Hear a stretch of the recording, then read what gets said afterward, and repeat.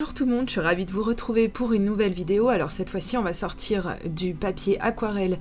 Celui-ci il s'agit donc de papier de la marque Moulin du Coq, c'est un des plus efficaces que je possède. Comme vous voyez, je l'ai déjà bien attaqué, ça fait des années que je l'ai, c'est un super investissement vraiment. Vous payez ça entre 20 et 30 euros, mais vous avez je ne sais pas combien de feuilles et c'est vraiment très rentable. C'est du papier de très bonne qualité. Vous avez comme beaucoup de papier aquarelle une face texturée et une face lisse, donc c'est à vous de voir quelle face vous préférez utiliser. Si vous suivez mes vidéos, vous savez que j'ai une petite préférence pour les surfaces lisses.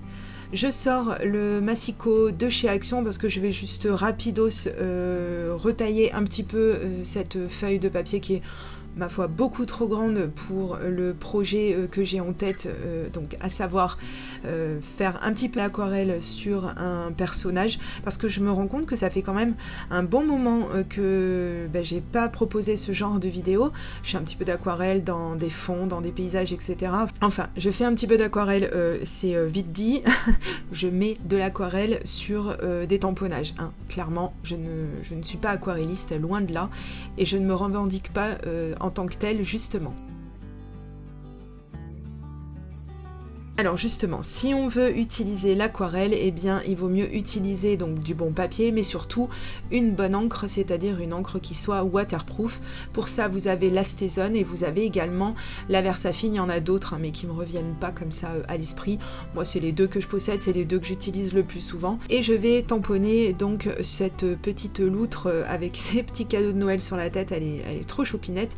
Et donc, je vous mets comme d'habitude le lien de tout le matériel que j'utilise dans cette vidéo. Juste sous cette vidéo, justement, vous n'avez qu'à cliquer sur la barre d'information ou sur plus.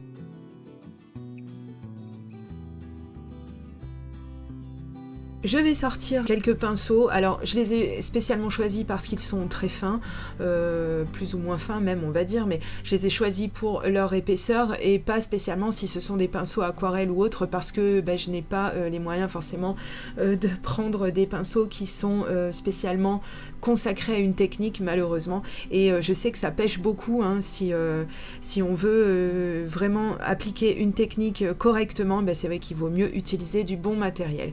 Ça, c'est un conseil. Après, si on débute comme moi ou qu'on en fait très peu souvent, c'est pas franchement la peine vraiment d'investir ou d'investir tout de suite. Alors j'ai sorti la palette que je vous avais déjà présentée de chez Action. Alors c'est toujours la même, elle est toujours cassée bien sûr, hein, je n'ai même pas essayé de la réparer, de toute façon c'est pas le packaging le plus important.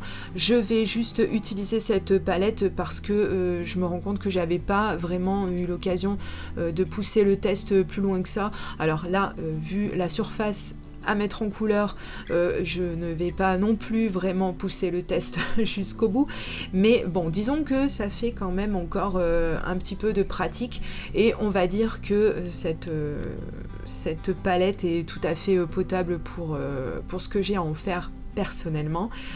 Elle est pigmentée, oui, plus ou moins, hein. De toute façon c'est de l'aquarelle, donc il faut jouer avec la quantité d'eau qu'on applique et la quantité de peinture, mais bon, après voilà, encore une fois, tout ça c'est de la pratique et c'est aussi selon votre sensibilité, si vous préférez avoir des résultats qui sont très présents ou des résultats qui sont un petit peu plus floutés, tout en sachant, bien sûr, on garde bien ça à l'esprit quand on fait de l'aquarelle, que quand ça sèche, eh bien on perd en intensité. Donc gardez ça à l'esprit quand vous travaillez vos couleurs, donc par rapport aux résultats escomptés. J'ai appliqué le gris clair et donc je voulais évidemment quelque chose avec plus de contraste. Donc j'ai mouillé un petit peu plus mon papier et j'ai pris donc alors c'est un gris un peu plus foncé, effectivement, oui. Et donc j'en ai passé bien sur la partie inférieure de mon personnage, puisque dans cet exemple là je voulais symboliser de la lumière qui, comme d'habitude, vient essentiellement depuis le dessus. Donc le haut du personnage sera plus clair que le bas, et c'est ça donc qui va donner cet effet lumineux. Ce personnage n'a donc pas vraiment de partie basse à proprement parler, on voit pas ses pattes, on voit pas, etc. Donc c'est tout à fait volontaire sur le motif de ce tampon. Et donc c'était intéressant de laisser la partie en fait où le tampon n'est pas terminé, avec donc cet effet un petit peu vaporeux. Donc c'est obtenu, comme vous m'avez vu le faire dans la vidéo, avec beaucoup d'eau, tout simplement. Donc vous appliquez beaucoup d'eau et vous apposez votre couleur et la couleur va venir se déposer partout où il y a de l'eau, et normalement elle ne va pas trop dans des endroits où vous ne voulez pas qu'elle aille. C'est aussi une technique à travailler de ce côté-là, c'est quelque chose à apprendre, mais vous allez voir que ça va vraiment vous servir pour les coloriages, pour les mises en couleur avec les aquarelles. Ensuite, j'ai utilisé la couleur vermillon pour avoir donc un rouge. C'est un rouge qui est assez puissant, je vous assure, sauf que là, je l'ai beaucoup dilué, et après donc j'ai voulu avoir quelque chose d'un petit peu plus prononcé sur le bas du cadeau que j'ai mis en rouge, donc j'ai rajouté de la couleur en mettant un peu moins d'eau, tout simplement. Je me suis pas spécialement appliquée pour ne pas toucher les petits cercles du paquet cadeau rouge, vous allez comprendre pourquoi par la suite. Et puis j'ai voulu jouer un peu avec les contrastes encore une fois, et j'ai mis du bleu sur le cadeau du haut. J'ai commencé avec le bleu le plus clair, ce joli bleu tendre, et après donc j'ai pris la couleur un petit peu plus foncée, donc le bleu plus foncé à côté, et je suis revenue pareil avec un peu plus de couleur et un peu moins d'eau, ce qui fait que j'ai un résultat un peu plus intense. Justement, je parle d'intensité, et là vous allez voir pourquoi je vous disais que ce rouge est très intense. C'est vrai que quand on met pas beaucoup d'eau, on a vraiment des résultats qui sont très très puissants, et qui, eh bien, comme il n'y avait pas beaucoup d'eau dessus, eh bien quand le papier sera sec, eh bien ça n'aura pas vraiment perdu en intensité. Donc ça aussi c'est quelque chose à savoir quand vous faites de l'aquarelle. Voilà, si vous voulez jouer avec beaucoup de pigmentation ou peu, eh bien il faut jouer avec la quantité d'eau.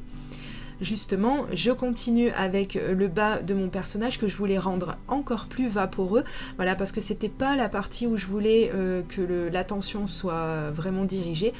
Donc dans ces cas-là, eh bien, il suffit de prélever la couleur qu'on a mise en rajoutant de l'eau et en venant tapoter avec un essuie-tout.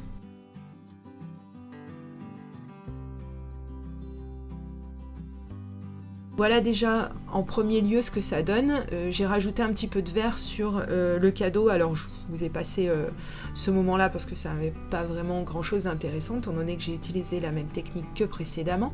Et je vais rajouter un tout petit peu d'eau, vraiment pour avoir un tout petit léger effet de lumière sur le bonnet rouge. Parce que je trouve ça que c'est un petit peu triste, moi, quand il n'y a pas d'effet de contraste au niveau de la quantité de couleur, au niveau de la lumière, etc. Tout ce qui est plat comme ça, je suis un petit peu mal à l'aise, mais c'est parce que j'ai pas l'habitude, tout simplement. Ensuite, j'ai retaillé mon papier une fois qu'il est bien sec. Notez bien, il faut qu'il soit bien sec. Et donc, j'ai arrondi les angles parce que bon, je me suis dit, bah, tiens, tant qu'à faire, ça change un petit peu. Et puis, c'est vrai que ça donne de la rondeur à tout ça et ça donne quelque chose d'un petit peu plus doux. Et comme c'est du papier aquarelle, c'est du papier très épais, il a fallu que je revienne avec mes petits ciseaux pour venir en fait donc retailler tout ceci proprement. Ensuite, j'ai sorti un des blocs de chez Action d'une année précédente, je sais pas de quand ça date. On est dans le thème, je voulais un fond de papier sur le thème des fêtes, etc. Quelque chose avec des étoiles et tout. Donc j'ai sorti ce papier. J'ai pris une base de cartes qui vient de je ne sais même plus où, mais enfin vous en avez chez Zeman, vous en avez un petit peu partout des bases de cartes.